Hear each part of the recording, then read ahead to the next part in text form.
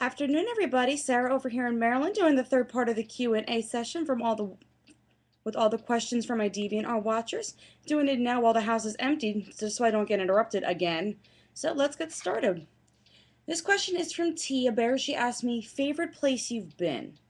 I'd love to say my trips to Germany and Australia were my favorite, but I was young when I went to both of those, so I really remember very little from either one. I was 8 when I went to Germany, I was 4 when I went to Australia, so my only memory of Germany is just seeing a lot of the big cathedrals and everything, so I'd love to go back and replace those memories so I can actually remember them when I'm 40 down the road. So, and Australia, literally the only thing I remember is the first horseback ride I ever went on.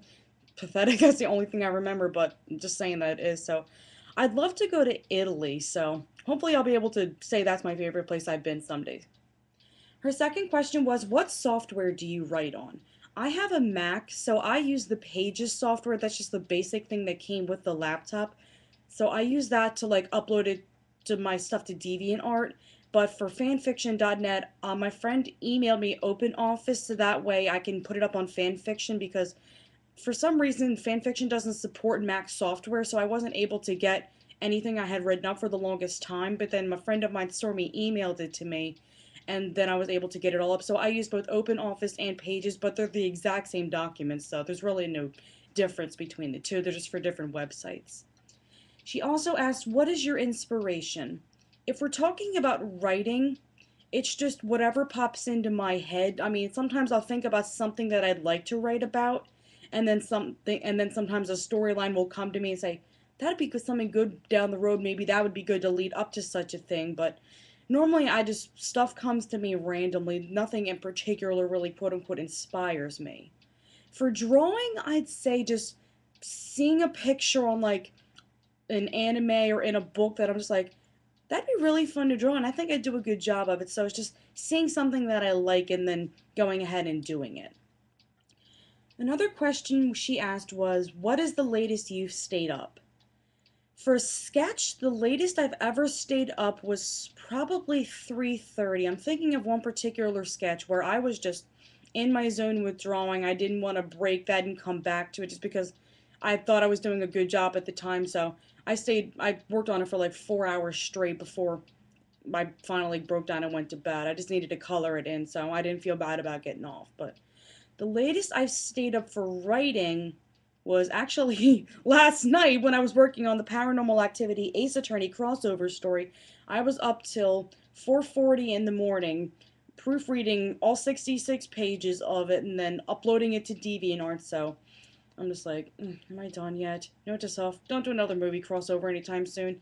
That was so time consuming. So I'd say the latest story that I did caused me to stay up till 4 in the morning, so that was probably the latest. And for staying up in general, I've stayed up till 5:30 in the morning with a Skype conversation with a friend down in Richmond at the moment, Stormy. We were just chatting about a whole bunch of stuff before I realized I looked at the clock like, oh my god, it's 5:30. I need to go to bed now. So anyway, her last question was, what is the saddest part you had to write? If we're talking about my main story, Love is Like a Trope Queen, I'd have to say there were a couple things that really were a tie for sad things to write. Minor spoilers for the story if you haven't read it yet. Clavier and Emma's car accidents were both really sad for me to write just because one, because they were parallel to each other, they happened almost the exact same way, and the opposite found out about the accident in the exact same way. So it was just really sad to see like the how parallel they were, and it was just like, oh man, this isn't cool. More than car accidents, I'm just like, ugh. But I have to say, the top saddest thing to write was the miscarriage in the story. Again, huge spoiler. Hopefully, I didn't spoil that for anybody, but that chapter was just so hard for me to write just because of all of the agony that Emma went through when the doctor told her that news. I'm just like, oh my god, I am a horrible person. But anyway, this next question is from Millybug. She asked me, if you were a lawyer, would you prosecute or defend?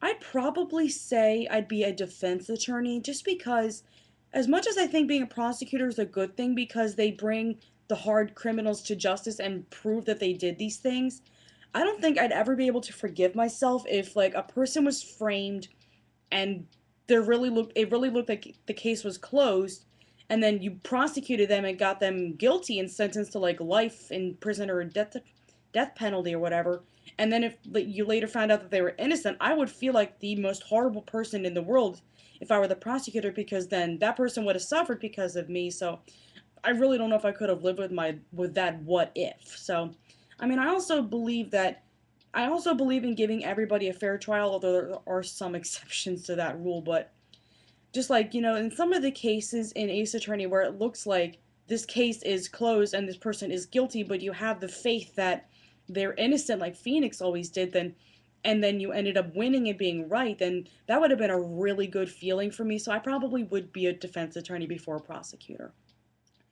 And this question comes from Rebecca Production. She asked me, if you could choose to learn another language other than Spanish or German, those are the only two that I do know, what would it be?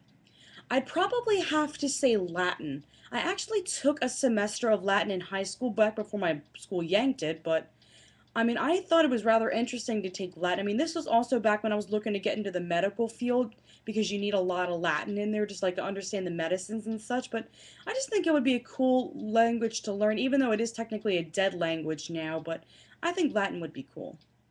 And let me see, I think this is the last one. Yeah, the last question for this one is, who are you going to do the voice acting of? This is, well, I'm planning on doing two things at the moment. One is for a friend of mine, Faith. She's doing an adaptation of Turnabout Serenade, and a friend of mine and myself are going to be Squealing Gavin or Fangirls, so we'll be loaning our voices for that. That'll be a funny thing. But another friend of mine on DA is doing a Phoenix Wright abridged series, which I think is going to be totally awesome once it's all said and done. But one of the roles I definitely want to audition for is Lotta Hart, just because I can do a pretty good redneck impersonation. So I'm like, that'd be a really fun and funny role to do. So I'm looking forward to that. I mean, I'm open to pretty much any character, but Lotta is the first one I want to audition for at the moment. So, all right, I still have some more questions to answer. Hopefully, I'll get a few more in before I do part 4. So, talk to you guys soon.